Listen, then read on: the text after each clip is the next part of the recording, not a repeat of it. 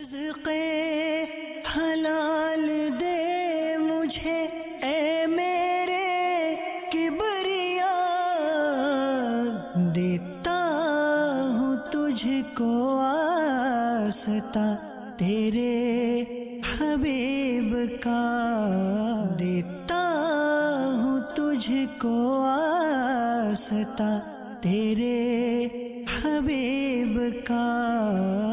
الحمدللہ رب العالمین والصلاة والسلام علی سیدنا الانبیاء والمرسلین، اما بعد فاعوذ باللہ من الشیطان الرجیم، بسم اللہ الرحمن الرحیم۔ الصلاة والسلام علیک یا رسول اللہ وعلی آلک واصحابک یا حبیب اللہ، الصلاة والسلام علیک یا نبی اللہ وعلی آلک واصحابک یا نور اللہ۔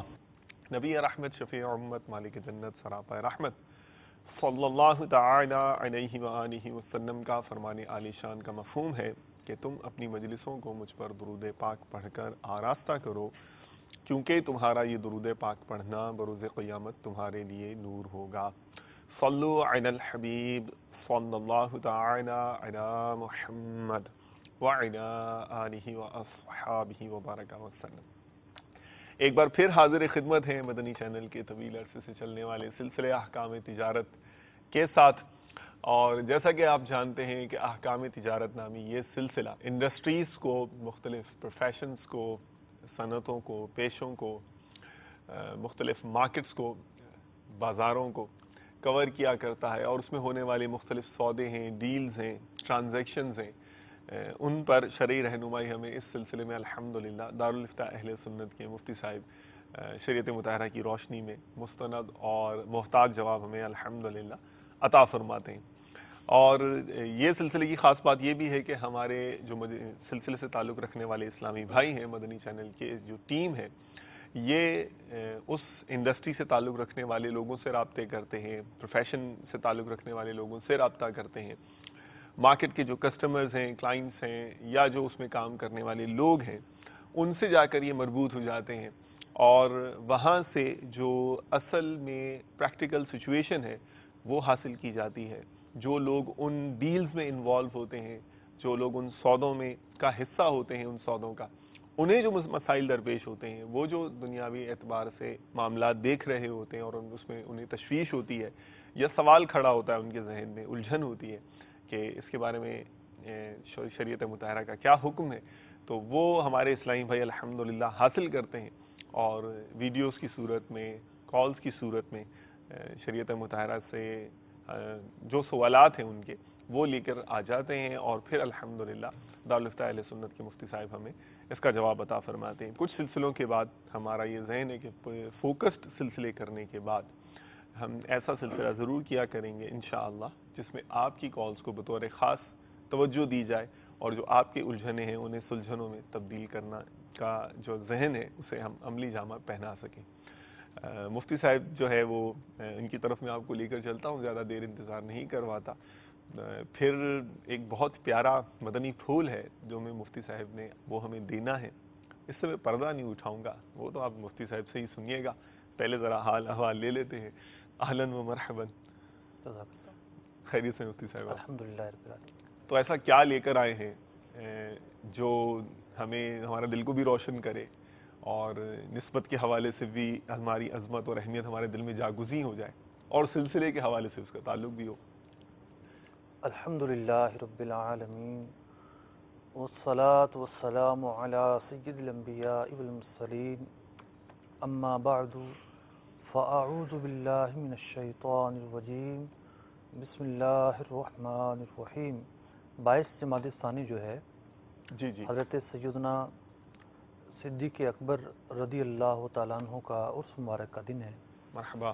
کسی دن بھی آپ کا ذکر خیر کیا جا سکتا ہے، اور یہ جو دن ہوتے ہیں یہ یاد منانے کے لیے ایک سہولت کے پیش نظر منائے جاتے ہیں۔ ایجوکیشن میں ری انفورسمنٹ کا بھی کانسیپٹ ہے مفتی صاحب، آپ نے شاید مدنی چینل کے ناظرین نے بھی آبزرو کیا ہوگا کہ ایک کتاب میں کوئی موضوع ہے، تو پارٹ 1 میں جو پڑھایا گیا ہے، پارٹ 2 میں جب ہم جاتے ہیں تو اس کا ابتدائی طور پر کچھ نہ کچھ ایسا خلاصہ ہوتا ہے. اچھا ٹیچر پچھلے سیشن کا کچھ نہ کچھ خلاصہ بیان کرتا ہے، پھر آگے لے کے جاتا ہے، ذہن کو کنیکٹ بھی کر دیتا ہے اور معلومات گویا کہ تازہ ہو جاتی ہیں، ری انفورسمنٹ. تو کیا ہم یہ کہہ سکتے ہیں کہ یہ اس کا ایک فائدہ یہ بھی ہے کہ جو ہے نا بار بار یہ بزرگان دین کی یادیں، ان کی سیرتیں، ان کی عادتیں یہ ری انفورس ہوتی ہیں؟ نہیں، ایک تو اصل میں اعتراض یہ ہوتا ہے نا کہ دن خاص کیوں کیا گیا ہے. جی جی. تذکرے کے لیے، ذکر خیر کے لیے. قرآن و سنت میں تو ایسی کوئی تاکیدیں نہیں ہیں، بلا شبہ تاکیدیں تو نہیں ہیں. ٹھیک. لیکن یہ مسلمانوں کا ایک عمل ہے، اور مسلمان جس عمل کو اچھا سمجھیں وہ اللہ کے نزدیک بھی اچھا ہوتا ہے. سبحان اللہ. یہ پورا اصول ہے. اور یہی وہ بحث ہے کہ جہاں بدعت کے نام پر کسی کو گمراہ قرار دیا جاتا ہے اور ضال اور مضل قرار دیا جاتا ہے، یہ فرق مد نظر نہ رہے تو اس طرح کی غلط فہمیاں پیدا ہوتی ہیں. تو ہوتا یہ ہے کہ جو بزرگان دین جو ہیں ان کے جو ایام منائے جاتے ہیں، تو ان کے ایام کے اندر ایک سہولت کے پیش نظر، یا دوسرے الفاظ میں یہ کہوں عرفی طور پر ایک دن خاص کر لیا جاتا ہے. ٹھیک ہے. کوئی یہ نہیں سمجھتا کہ جناب ان کا دن اس دن میں ہی منایا جا سکتا ہے، آگے پیچھے نہیں منایا جا سکتا. Okay okay. اس کی بہت واضح مثال 11ویں شریف ہے کہ پاک و ہند کے جو مسلمان ہیں ان کے گھروں میں 11ویں شریف کی جو محافل ہیں اپنی اپنی سہولت کے اعتبار سے منعقد ہوتی ہیں. ٹھیک ہے. کوئی 11ویں کے مہینے میں کرتا ہے تو کوئی اگلے مہینے میں کرتا ہے، تو کوئی اس سے پہلے کرتا ہے، کوئی 11ویں کے دن ہی کرتا ہے، کوئی آگے پیچھے کرتا ہے. ڈیفینیٹلی. تو یہ ہوتی ہے سہولت کے پیش نظر. اب جو ہماری عظیم ہستیاں ہیں، سرکار دو عالم صلی اللہ علیہ وسلم کے بعد صحابہ کرام ہیں، پھر تابعین ہیں، تبع تابعین ہیں، ائمہ مجتہدین ہیں، اولیاء کاملین ہیں. تو مسئلہ اب یہ ہے کہ بہت سارے بزرگان دین ہیں اور پورے اہتمام کے ساتھ ان کی ہی یاد میں پورا بیان کرنا، اور جیسے مثال کے طور پر جو محافل ہوئی ہوں گی مساجد کے اندر، جی جی، وہ سب صدیق اکبر رضی اللہ تعالیٰ عنہ کی سیرت پر ہوئی ہوں گی. ٹھیک ہے. فوکس کیا گیا ہوگا. جی ہاں جی ہاں. تو یہ اگر فوکس نہ کیا جائے تو جو نئی نسل ہے، جو اور لوگ ہیں جو نہیں جانتے، ان تک یہ پیغام نہ پہنچے. تو یہ سہولت کے پیش نظر ہے. اور ہم دیکھتے ہیں کہ یہ طریقہ آج جا کر جو ہے وہ اغیار نے اختیار کیا ہے. خیر ان کے تو اور مقاصد ہیں، فادر ڈے اور مدر ڈے اور فلاں ڈے، تو وہ تو اور مقاصد ہے کہ وہ ان کے لیے ایک ہی دن ہے. ایسا نہیں ہے. ہمارا جو یادیں ہیں، جو تذکرہ ہے، جو احترام ہے، جو تقدس ہے، وہ سب دن ہی ہوتا ہے. جب بھی ان کا ذکر آتا ہے عقیدت سے ہمارے سر خم ہو جاتے ہیں. لیکن ایک اہتمام کے ساتھ جو روشنی ڈالی جاتی ہے ان کی سیرت پر، وہ ایک خاص دن میں ڈالی جاتی ہے. تو اب سلسلہ احکام تجارت، سیرت حضرت صدیق اکبر رضی اللہ تعالیٰ عنہ کی، تو دیکھیے اس تعلق سے میں یہ عرض کروں کہ حضرت صدیق اکبر رضی اللہ تعالیٰ عنہ ایک بہت بڑے تاجر بھی تھے. کیا کہنے ماشاءاللہ. اور اتنے بڑے متقی اور ایسا بڑے تاجر، ماشاءاللہ کیا بات ہے. متقی تاجر تھے، پرہیزگار تاجر تھے. آپ کی سیرت مبارکہ میں بہت سارے واقعات ملتے ہیں. جی جی. لیکن ایک واقعہ جو ہمیں یو ٹرن سکھائے گا. ہمیں یو ٹرن سکھائے گا. بلا شبہ. اوکے. ایک تاجر ہوتا ہے نا کہ وہ سب کچھ جاننے کے باوجود، سننے کے باوجود، معلومات ہونے کے باوجود اس کے دل کے اندر عزم نہیں آتا، ہمت نہیں پکڑتا کہ میں یہ چیز چھوڑ دوں، مجھے نہیں کرنی چاہیے. جی جی.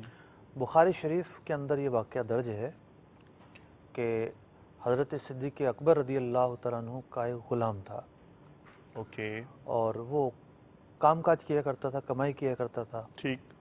تو غلام کی کمائی پر مختلف طریقہ کار ہوتے ہیں. تو وہ اس کے ساتھ جو فارمولہ طے تھا وہ خراج کے طریقے سے ایک حصہ آپ کو آ کر دیا کرتا تھا. اوکے. یعنی اس کے ساتھ کچھ ایگریمنٹ اس طرح کا تھا؟ ویسے تو ایگریمنٹ کی ضرورت نہیں ہوتی، غلام کی ساری آمدنی جو ہے نا وہ مالک کی ہوتی ہے، پھر بھی کچھ جزوی طور پر ایگریمنٹس ہوتے ہیں. Okay okay.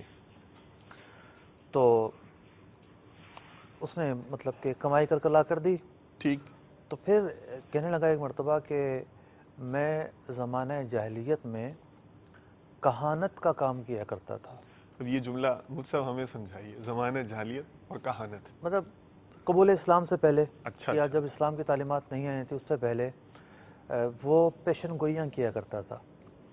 اب یہ ہو جائے گا، یوں ہو جائے گا، وہ ہو جائے گا، فلاں فلاں فلاں. اوکے، اس میں بہتوں کے لیے درس بھی ہے اس جملے میں. تو اس نے یہ کہا کہ مجھے یہ علم تو اتنا نہیں آتا تھا، بس اٹکل پچوں سے میں کام کیا کرتا تھا. ٹھیک. اور جس کو علم آئے بھی اس کے لیے بھی آمدنی جائز نہیں ہے. صحیح. تو اب ہوا یہ کہ میں نے ایک شخص کو کوئی بات بتائی تھی کہانت کے طور پر. ٹھیک. بات آئی گئی ہو گئی، لیکن اس کی اجرت باقی تھی.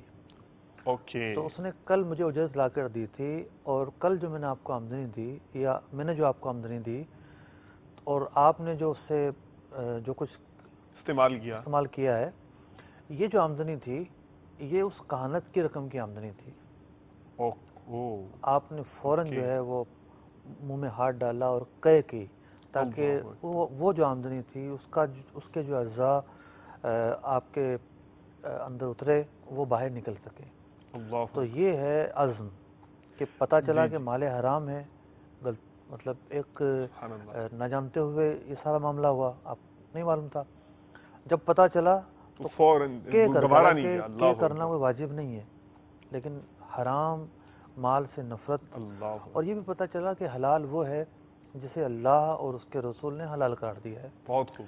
حرام وہ ہے جسے اللہ اور اس کے رسول نے حرام قرار دیا ہے. تو آج بھی اگر آپ کسی آستانے والے کو کہیں کہ جی یہ تو کہانت ہے، یا ٹی وی پر بیٹھ کر پیشن گوئیاں کرنے والے کو کہیں کہ تم جو کچھ کر رہے ہو یہ کہانت ہے، یہ ناجائز چیزیں ہیں، تو آج کل تو ایک سے ایک مولانا جو ہے وہ میدان میں آیا ہوا ہے اور وہ بیٹھ کے کہانت کر رہا ہوتا ہے، وہ ناجائز پیشن گوئیاں کر رہا ہوتا ہے. وہ تمام باتیں ہوتی ہیں جس سے احادیث طیبہ میں منع کیا گیا ہے. تو یہ پورا واقعہ یہ سکھاتا ہے کہ ایک تاجر کو بالخصوص اور بالعموم ہر مسلمان کو حلال و حرام کا خیال رکھنا کس قدر ضروری ہے. ماشاء اللہ.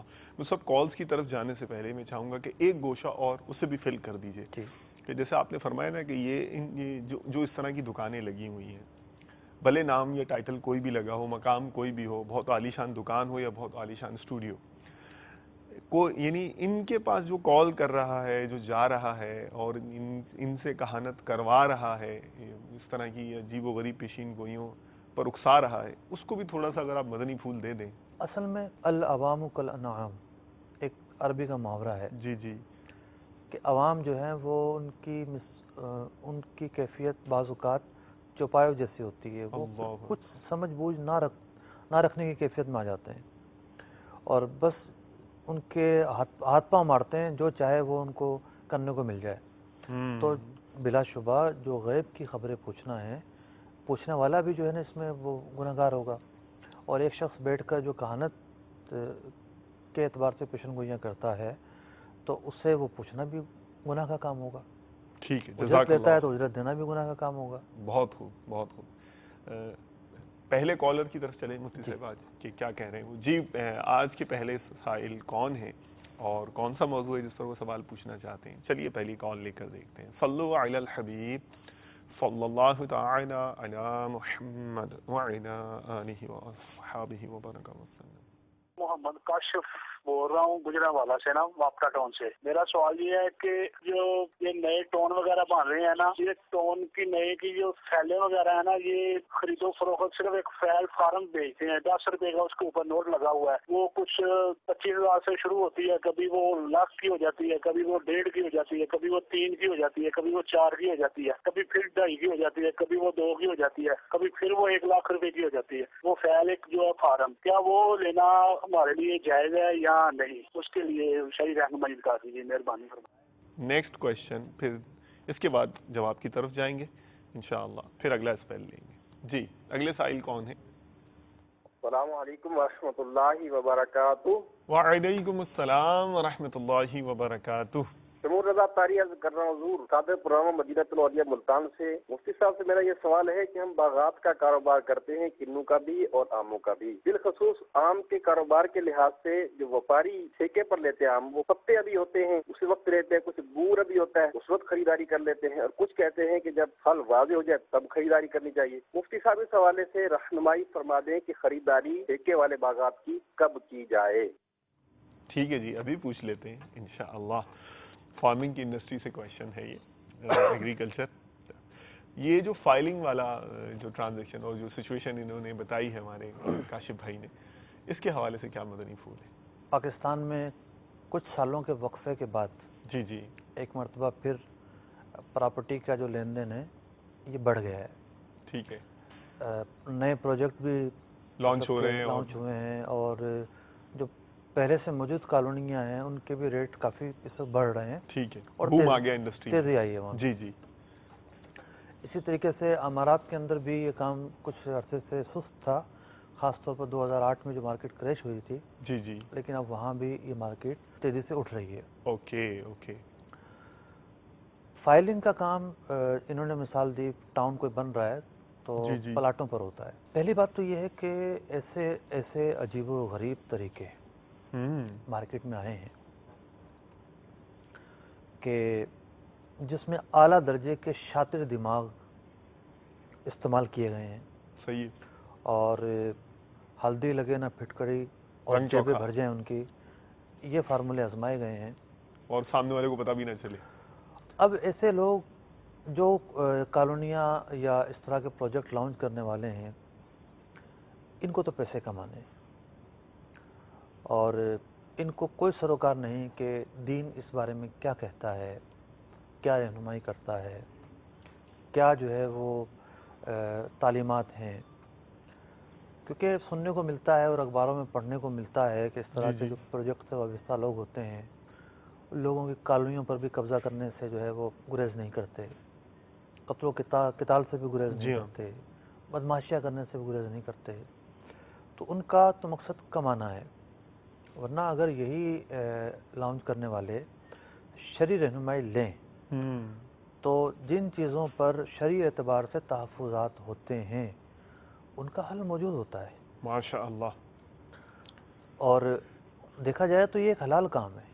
جی جی، زمین بیچنا، جائیداد بیچنا، ٹھیک ہے، کوئی شراب بیچنا تو نہیں ہے نا، صحیح، یہ ایک حلال کام ہے۔ جی جی، لیکن ہے کیا کہ کچھ شرائط اور کچھ ضوابط کی بنیاد پر اس حلال کام کو بھی حرام کام بنا دیا گیا ہے۔ اللہ اکبر، جیسے بہت ساری کالونیاں ایسی ہوتی ہیں جن کے پاس پیسہ ہی نہیں ہوتا، جن کے مالک کے پاس، پہلے وہ بینک سے سود پر قرضہ لیتا ہے صحیح اور پھر جو ہے وہ کالونی لانچ کرتا ہے۔ صحیح، اس نے خود اپنے اس کام کو اپنے حق میں حرام کر دیا ہے، دوسرے کے حق میں حرام ہوگا یا نہیں ہوگا وہ ایک الگ جدا بحث ہے، کیفیت ہے، ٹھیک ہے، لیکن اس کے حق میں تو یہ کام حرام ہو گیا تو سود پہ کام کر کہ رہا ہے، یہ سود سود پہ پر لیا ہے قرضہ اس نے، لے کر پھر پلاٹنگ خریدتا ہے اور پھر جو لوگوں کو بیچتا ہے۔ جی، تو سود پر قرضہ لینے کا اسے کس نے کہا؟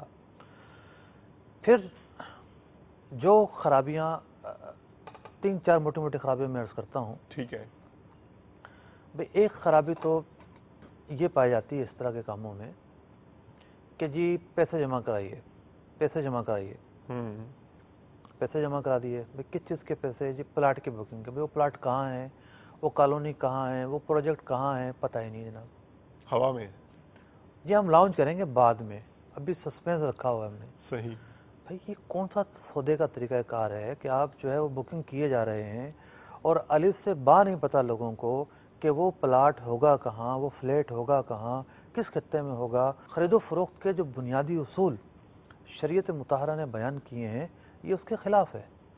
آپ کیونکہ جائیداد کے اندر لوکیشن ایک ایسی چیز ہے جس کی بنیاد پر قیمت کم اور زیادہ ہوتی ہے، اور مثال کے طور پر جو ہے وہ کوئی پروجیکٹ ہے، ایک بندہ سمجھ رہا ہے کہ وہ سرجانی میں ہوگا، پتہ چلتا ہے وہ تو آپ کے نزدیک ہے۔ تو اب لوگوں کی جو وہ ہے آپشنز ہیں وہ کم ہو جائیں گے۔ صحیح، ایریاز دور ہونے سے، ایریا کی کیٹیگری دور ہونے سے بعض جگہوں پہ حالات خراب ہوتے ہیں، بعض جگہوں پہ نہیں۔ تو اب یہ ٹرینڈ بن چکا ہے کہ جناب اس طرح کے مطلب کئی پروجیکٹ آئے ہیں پروجیکٹ کا نام و نشان نہیں ہے، بکنگ پہلے سے شروع ہو گئی، یس چھپایا جاتا باقاعدہ. جی ہاں جی ہاں اچھا چلو بکنگ ہو گئی. اب کچھ وہ کام ہوتے ہیں جس کا تعلق پروجیکٹ لانچ کرنے والے سے نہیں ہوتا. میری ایک پروجیکٹ کے حوالے سے کرتا دھرتا سے بات ہوئی. اوکے میں نے کہا آپ یہ کیا ہو رہا ہے؟ کہ لیکن ہمارا اس سے کوئی تعلق نہیں ہے، ہم نے پروجیکٹ کی بکنگ کی ہے، آگے جو فائلوں پہ پیسے بڑھ رہے ہیں یہ لوگ خود آپس میں کر رہے ہیں، ہمارا کوئی تعلق نہیں ہے. اب جناب وہی پروجیکٹ جس کی قرآن اندازی میں نام نکلنا ہے کسی ایک کا، اور پھر وہ سودا کرے گا اور وہ پلاٹ خریدے گا. اب کیا ہوتا ہے جناب، وہ فائل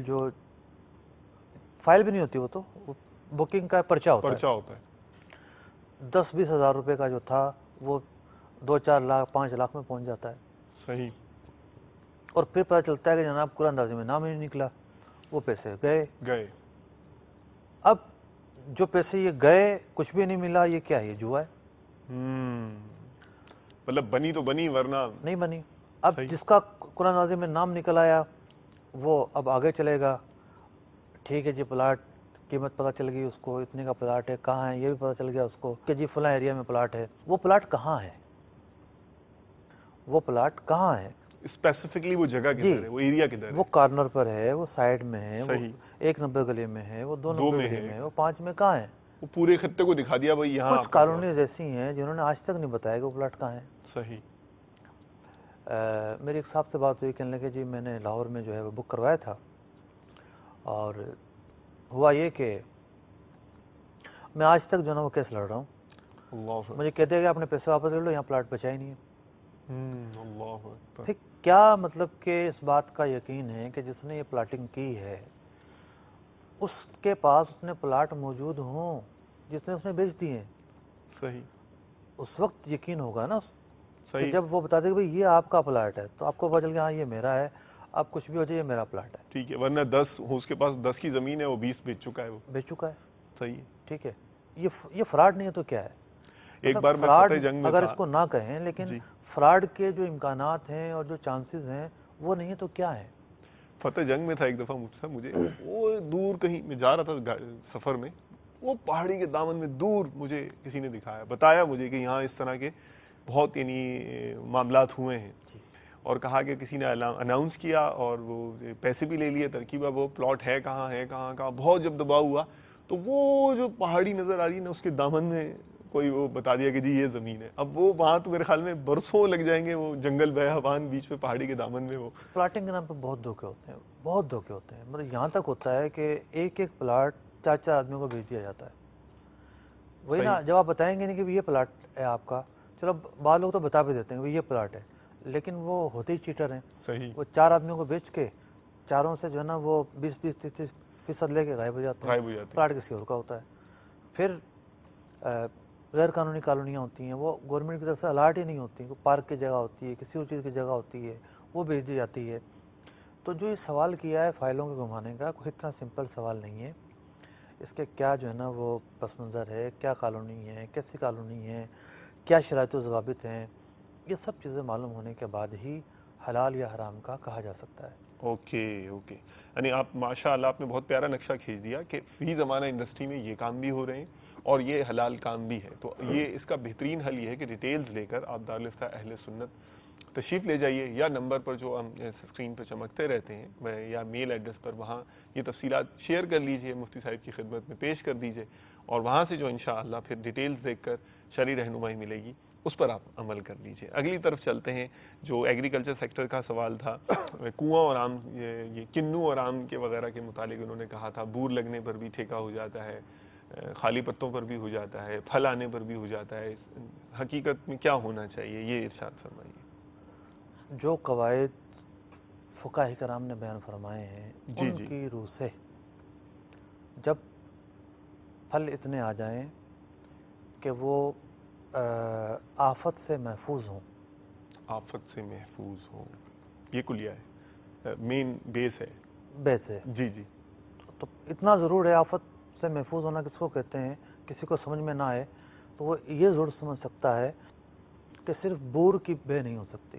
بور بھی نہیں آیا ہے اس کیفیت میں. باغوں کے جو پھل بیچے جاتے ہیں ٹھیک. وہ نہیں بیچے جا سکتے. پھل آ جائیں تو پھر بیچنے پڑیں گے. اگر کوئی اس کیفیت میں بھی خریدتا ہے جو کیفیت میں نے عرض کی، تو پھر اس کے لیے ضروری ہوگا کہ وہ ان پھلوں کو توڑے. اوکے. اب کسی نے جو نا وہ آم کے باغات میں پھل خرید لیے ہیں، تو اب وہ آم میں چھوٹے چھوٹے لگے ہوئے، کیری بھی ابھی پوری نہیں بنی ہے. صحیح. ٹھیک ہے، خرید و فروخت تو ہو جائے گی، لیکن جو شخص خریدتا ہے وہ انہیں پھر پرورش دیتا ہے مزید 2 مہینے 3 مہینے 4 مہینے، پورے سیزن میں انگیج رہتا ہے، نیا مال بھی آتا رہتا ہے. تو جو اس نے خریدا وہ تو اس وقت موجود تھا، مان لیا. اس کے بعد جو مال آئے گا اس کا کیا ہوگا؟ وہ تو اس کی خریداری میں نہیں تھا. تو لامحالہ اس نے کچھ ایسی چیزیں بھی خریدی ہیں جو وجود میں نہیں آئی تھیں، وجود میں ہی نہیں آئی تھیں. تو یہ فیلڈ بھی بہت نازک ہے. جو یہ کام کرتے ہیں ان کا کام، ان کا انداز، مارکیٹ پریکٹس اپنی جگہ پر، لیکن علماء کرام سے رہنمائی لی جائے. ٹھیک ہے، جزاک اللہ خیراً. اگلی 2 کالز وہ ہمیں دیجئے، پھر مفتی صاحب سے شرعی رہنمائی لیتے ہیں، پھر انشاءاللہ اگلے اسپیل پر چلیں گے. جی محسن بات کر رہا ہوں باب المدینہ کراچی سے. مفتی صاحب کی بارگاہ میں میرا سوال یہ ہے کہ میں جس کمپنی میں کام کرتا ہوں اس کمپنی نے بینک سے لون لیا ہوا ہے. اس کی وجہ سے جو انٹرسٹ کی رقم کی انٹری آتی ہے ماہانہ، وہ بھی انٹری مجھے کرنی پڑتی. اس کے علاوہ انٹرسٹ کی رقم کو بڑھانے کے لیے بینک کو لیٹر بھی ٹائپ کر کے دینا پڑتا ہے. اس کے علاوہ بینک سے متعلق کوئی بھی لیٹر بنانا ہو، چاہے انٹرسٹ کے حوالے سے ہو یا کسی بھی صورت ہو، وہ بھی کرنا پڑتا ہے. جب یہ جاب جوائن کی تھی اس وقت میرے علم میں نہیں تھا کہ یہ کمپنی جو ہے بینک سے لون لیا ہوا ہے. اوکے ٹھیک ہے. ایک سوال اور دیجیے پلیز. محمد امجد بات کر رہا ہوں لاہور سے. مجھے یہ سوال کرنا تھا کہ یہ آج کل کمیٹی وغیرہ جو لگائی جاتی ہے، موٹر سائیکل اور یہ کاریں اور یہ انعامات ہوتے ہیں، ایک آدمی ہے اس نے 3,000 روپے دے کے اس نے موٹر سائیکل لے لی، اور ایک آدمی ہے اس نے لاکھ روپیہ دے کے پھر اس کو موٹر سائیکل ملتی ہے، جو کہ موٹر سائیکل ہے وہ 40 سے 50 یا 60,000 روپے کی ہے.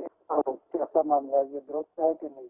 اس سے پہلے سوال تھا جی جی کہ یہ جس سیٹ پر کمپنی میں جاب کرتے ہیں، یس، تو وہاں ان کو بینک میں ریکویسٹ ڈالنی پڑتی ہے یا اپنا انٹرسٹ جو ہے وہ لینا دینا پڑتا ہے. مثال کے طور پر ان کو ماہانہ لینا ہے تو یہ دیں گے کہ جی ہمارے اکاؤنٹ میں الگ کر دیا جائے، یا جو بھی کیفیت انہوں نے بتائی ہے. تو اس میں تو یہ سود کے مرتکب قرار پاتے ہیں، یعنی سود لینے دینے کے نہیں، لیکن سودی کاموں میں معاونت کے، سودی کاموں میں معاونت کے مرتکب قرار پاتے ہیں. تو یہ کام ان کا جتنے حصے میں یہ کام ہے یہ ناجائز کہلائے گا. اللہ اکبر. ٹھیک. یہ موٹر سائیکل والا جو ٹرانزیکشن انہوں نے بتایا ہے کہ 3,000 روپے دے کر کسی کو موٹر سائیکل مل جاتی ہے اور کوئی 1 لاکھ روپے دیتا ہے اور اسے موٹر سائیکل حاصل ہوتی ہے. لکی کمیٹی کی طرز پر ہی ہے جو جی ہم سمجھ پائیں. تو لکی کمیٹی کے حوالے سے تو ہم اپنے سلسلے میں کئی مرتبہ یہ بیان کر چکے ہیں کہ اس کمیٹی میں بعض ایسی شرائط ہیں جو غیر شرعی ہیں. اس کی بنیاد پر یہ کمیٹی شرعاً جائز نہیں ہے. ٹھیک ہے، جزاک اللہ خیر. اگلے کالر کو لیجئے، 2 کالز اکٹھی لیں گے. صلو علی الحبیب صلی اللہ تعالی علی محمد وعلی آلہ واصحابہ وبارک وسلم. صاحب میرا سوال یہ تھا کہ بعض فلور مشین والے جو کہ گندم کو پیس کر آٹا بنا کر دیتے ہیں، تو وہ 1 من یعنی 40 کلو گرام گندم پیسنے کے عوض میں 3 کلو گرام یا 2 کلو گرام آٹا لیتے ہیں، آٹا کاٹ لیتے ہیں. اگر آپ کی گندم 40 کلو گرام تھی تو آپ کو 38 کلو گرام وہ آٹا دیں گے، 2 کلو گرام وہ اس کی اجرت کاٹتے ہیں. تو میرا سوال یہ تھا کہ وہ اس طرح اجرت میں آٹا لے سکتے ہیں یا نہیں؟ برائے کرم جواب عنایت فرمائیں. سوال ہے کہ میں نے کمیٹی ڈالی تھی تو کمیٹی نکل آئی اور میں نے عمرے کی نیت کی ہے، کمیٹی ختم ہونے میں بھی 1 سال ہے، تو کیا میں ان پیسوں سے عمرہ کر سکتا ہوں کہ نہیں، یا کمیٹی ختم ہونے کا انتظار کروں؟ اوکے، ابھی پوچھ لیتے ہیں. جی، اس سے بھی اندازہ ہو رہا ہے کہ مختلف زندگی کے گوشوں سے تعلق رکھنے والے الحمدللہ احکام تجارت کس طرح دیکھتے ہیں، اور سوالات پوچھنے کا جذبہ بھی الحمدللہ نظر آ رہا ہے. جی مفتی صاحب، یہ جو فلور مشین والی سچویشن انہوں نے چھوٹے شہروں میں یہ ہوتا ہے، قصبوں میں، بالخصوص دیہاتوں میں، جی جی کہ لوگ جیسے گندم کا سیزن آج کل سندھ میں تو چل رہا ہے، ٹھیک، کٹائی ہو رہی ہے، پنجاب میں کچھ عرصے بعد شروع ہوگا، تو لوگ سال کی گندم خرید لیتے ہیں، ٹھیک ہے، اور اپنے گھروں میں اسٹاک کر لیتے ہیں، درست، اور پھر وہ گاہے بگاہے بورا بھر کر، تھیلا وغیرہ بھر کر 1 من آدھا من چکی پر لے جاتے ہیں وہ گندم، اور چکی پہ لے جانے کے بعد اس کی پسائی کرواتے ہیں۔ ٹھیک، تو اب جو فلور ملز کا چلن ہے بڑے شہروں میں، جیسے کراچی میں چلن ہے، تو یہاں چھوٹی فلور ملز موجود نہیں ہوتی، بڑی ہوتی ہیں زیادہ طور پر۔ جی جی جی جی، اور اگر چھوٹی ہوں بھی، جو یہ آفر کریں گے ٹھیک ہے من آدھا من گندم لے ہم پیس دیں گے، تو لوگوں کے پاس اتنی جگہ نہیں ہوتی کہ وہ پورے سال اتنے کی گندم منو جو ہے وہ گندم اسٹاک کریں گے، صحیح، اور نہ اچھی گندم ملنا اس دوران ممکن ہوتا ہے۔ ٹھیک ہے، اب گندم کی پسائی خود کرواتے ہیں انفرادی طور پر، ہر گھر گندم خود پسواتا ہے۔ ہماری فیملی نے جب کراچی آ کے نہیں بسے تھے، اندرون سندھ میں تھے، تو ہمارے گھر کا بھی یہی معمول تھا، ٹھیک، سال کی جو ہے گندم لے لیتے تھے، بڑا گھر تھا، اور پھر گائے بگائے پسوایا کرتے تھے۔ تو اب جو گندم پسواتے ہیں ان کے 2 طریقہ کار ہوتے ہیں۔ ایک تو یہ ہوتا ہے کہ بھئی کتنے میں 1 من پیس کر دو گے، اس کی قیمت کیا ہوگی، ٹھیک، چکی والے سے قیمت کا تعین کروا لیا جاتا ہے۔ اوکے اوکے، تو وہ کہتا ہے کہ جناب میں 50 روپے لوں گا، 100 روپے لوں گا، ٹھیک ہے، یہ ایک طریقہ ہے۔ شرعاً اس طریقے میں کوئی مذائقہ نہیں ہے، ہوں، پیسوں کے بدلے پسوائی میں۔ ٹھیک ہے، چارجز لے لیے اس نے اپنے ساتھ، جی اچھا، اس میں بھی یہ ہوتا ہے کہ جیسے 1 من میں نے گندم پسوائی، جی جی، تو چارجز میں نے دے دیے، ہوں، پھر بھی وہ 1 پاؤ کا کاٹتا ہے، ایک مثال ہے، اچھا اچھا، 1 پاؤ کا، آدھا کلو کا۔ اس کا یہ کہنا ہوتا ہے کہ دیکھیں گندم کی پسائی کے دوران کچھ آٹا جل جاتا ہے، اوکے، تو جو آپ کا مال ہے وہ کم ہو جاتا ہے۔ تو یہ جو کاٹنا ہے عرفاً یہ ایک رائج چیز ہے اور ایک سمجھ میں آنے والی بات ہے، اوکے، تو یہ جائز ہے، اس میں کوئی شرعی طور پر حرج نہیں ہے۔ اس ٹھیک، پر ہم ایک تفصیلی فتویٰ بھی لکھ چکے ہیں۔ صحیح، اب دوسرے طریقہ کار کی طرف آ جائیے۔ اوکے، کچھ لوگ پیسے نہیں دیتے اس کو، ہوں، پسائی کے بدلے میں جو پیسے بنتے ہیں اس کے، کہتے ہیں کہ جی ٹھیک ہے گندم جب آپ پیسو گے تو آٹا ہی رکھ لیجیے گا آپ۔ ہوں، ایک مثال ہے 100 روپے اجرت بنتے ہیں، جی جی، تو وہ کہیں گے کہ 100 روپے کا جو آٹا بنتا ہے 2 کلو 2.5 کلو، وہ لے لو، وہ آپ کاٹ لو۔ تو وہ 2-2.5 کلو لیس کر کے جو بقیہ آٹا بنتا ہے وہ اس کو دے دیتا ہے۔ ٹھیک، اب دیکھا جائے تو یہ بڑا ہی ایک عقلی طور پر کوئی اس میں مذائقہ سمجھ میں نہیں آتا۔ ایک شخص تھا، اس نے اپنی مرضی سے 2 طریقے اس کے سامنے تھے، صحیح، ایک کے بجائے اس نے دوسرا طریقہ اختیار کیا۔ لیکن ہماری عقلیں اپنی جگہ پر، ہم پابند ہیں قرآن و سنت کے۔ الحمدللہ، نبی اکرم علیہ الصلوۃ والسلام کی خاص حدیث مبارکہ ہے آٹے سے متعلق، جس کا خلاصہ یہ ہے کہ کوئی شخص یہ نہ کرے کہ وہ گندم پسوائے اور آٹے سے اجرت دے۔ اللہ اکبر، تو کفیز طحان کا مسئلہ کہلاتا ہے یہ۔ اوکے، کفیز چکی، کفیز طحان جو ہے اس کو کہتے ہیں آٹا پیسنے والے کو، اور چکی اور آٹا پیسنے والے، اس ناموں سے یہ مسئلہ مشہور ہے، کفیز طحان کا مسئلہ ہے۔ اوکے اوکے، تو اب چونکہ حدیث پاک میں اس صورت کو منع کیا گیا ہے، تو بحیثیت مسلمان ہم اس صورت کو اختیار نہیں کریں گے۔ الحمدللہ، تو اور طریقہ کار موجود ہے، جی، دوسرے آپشن پر جائیے، آپ جو ہے اجرت دے دیں اسے، صحیح، بہت پیسے دے خوب، دیں، اجرت کو جو ہے وہ آٹے میں سے نہیں کٹوائیں گے۔ درست ہے، بہت شکریہ مفتی صاحب، اگلے اس کی طرف چلتے ہیں کویشچن، لیکن اس کا مطلب یہ نہیں ہے کہ دنیا جی کے جی، سارے اجرتوں میں یہ اصول ہے۔ مثال کے طور پر کسی نے جو ہے وہ کوئی چارپائی بنوائی اور اجرت میں اس کو آٹا دے دیا، صحیح، تو اب یہاں جو آٹے کی حیثیت ہے ایک مال کی ہے۔ اصول یہ ہے کہ جو کام کروایا ہے اسی کام میں سے اجرت نہ ہو۔ ٹھیک ٹھیک ٹھیک ٹھیک، جو کام کروایا، مثال کے طور پر جو ہے وہ کوئی تل لے کر جاتا ہے کہ یا اس کا تیل نکال دو، 1 پاؤ تیل رکھ لو اجرت میں، صحیح، تو جو کام کروایا اسی میں سے اجرت نہ جائے۔ تیل یہ میں اصول ہے۔ اب تیل اجرت میں نہیں دیں گے، بلکہ اجرت کے جی، چارجز جو ہے تو نا وہ مسئلہ دینے ہوں گے، آٹے سے کوئی وہ نہیں ہے تخصیص کہ آٹے میں ہی یہ مسئلہ ہے۔ آٹے کی ایک وہ صورت نکلی کہ جہاں اجرت دینا آٹا جائز ہے، اور ایک وہ صورت نکلی جہاں آٹا نہیں ہے، کچھ اور کام ہے، لیکن وہاں جو میں نے عرض کیا کہ جو کام کروایا ہے اسی میں سے اجرت دی جائے، یہ درست نہیں ہے۔ ٹھیک ہے۔ اچھا، اگر کمیٹی نکل آئے تو عمرے پہ جا سکتے ہیں؟ یا انتظار کریں؟ بہت اچھا سوال ہے، اور بیسیکلی سوال کا مطلب یہ ہے کہ جس کی کمیٹی نکل آئی اس کو پیسے مل گئے. مثال کے طور پر 2 لاکھ کی کمیٹی تھی اور ابھی اس نے 20-20 ہزار کی 2 قسطیں بھری تھی. ٹھیک ہے. 40,000 روپے بھرے اور 2 لاکھ روپے مل گئے. اب بقیہ رقم اس کو بھرنا ہے، تو مطلب یہ مقروض ہو گیا. اب ان کے پوچھنے کا مقصد یہ ہے کہ قرضے کی حالت ہوتے ہوئے کہ عمرے پر جا سکتا ہے یا نہیں. قرضے کے تعلق سے دیکھیں، پہلا مسئلہ تو یہ ہے کہ بعض وہ لوگ ہوتے ہیں کہ جنہوں نے لوگوں سے پیسے لیے ہوتے ہیں یا مال بیچا ہوتا ہے، اس کے پیسے دینے ہوتے ہیں اور اس کا ٹائم بھی گزر چکا ہوتا ہے. مطلب لوگوں کے تقاضے پورے ہو گئے، تقاضوں کا وقت پورا ہو گیا، وہ تقاضے کر رہے ہیں بار بار، اور یہ بڑے مزے سے عمرے پہ جا رہے ہیں.